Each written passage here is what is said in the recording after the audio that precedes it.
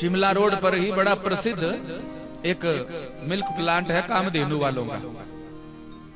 हम गए थे पीछे जैसे उस क्षेत्र में आसपास कथा करने के लिए, तो जो चलाते हैं वो लेके गए हमको, बोले चलो महाराज जी थोड़ी देर के लिए। हम गए वहां पर, लगभग 20 वर्ष पहले प्रयत्न किया गया था और बहुत अच्छा प्रयत्न उन्होंने किया, बहुत अच्छी तरह से वो कार्य कर रहे हैं और कितनी सुंदर व्यवस्था करी है। आज जितने भी गांव वाले आसपास वाले हैं उन सब के घरों घरों में जिन्होंने गौ माता रखी है, सबके घरों में जो है तो गाड़ियां जाती हैं, उनकी गाड़ियां जाती है कामधेनु वाले की, और उनके घर में ही दूध को डिग्री से माप कर उनको पैसे दिए जाते हैं सबके। और धीरे धीरे धीरे धीरे ऐसा हो गया कि बहुत लोग बेरोजगार थे। आज उन्होंने घर में 4 5 5 6 6 गौ माताएं रख ली, बढ़िया भारतीय देसी नस्ल की भी, गिर नस्ल की, मुर्रा नस्ल की भी जो है तो जो भी नस्लें साहिवाल आदि है उनको भी रखना प्रारंभ कर दिया। कहीं जाने की जरूरत नहीं है, घर पर ही रोजगार मिल गया।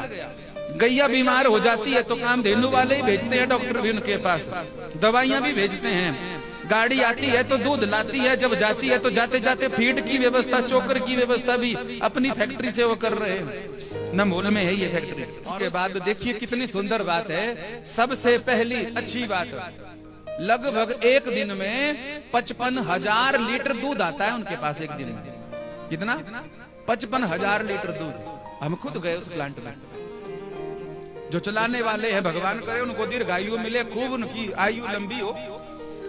एक तो दूध अच्छा मिल रहा है, पहली बात, यूरिया वाला नहीं मिल रहा है। दूसरी बात, जो घर घर में गाड़ियां जा रही हैं तो घर में प्रोत्साहन मिल रहा है। जिन्होंने गैया दे भी दी थी वो भी रख रहे हैं दोबारा से, नौजवान लोग भी जुड़ गए अब तो, और बढ़िया घर में आमदनी हो रही है।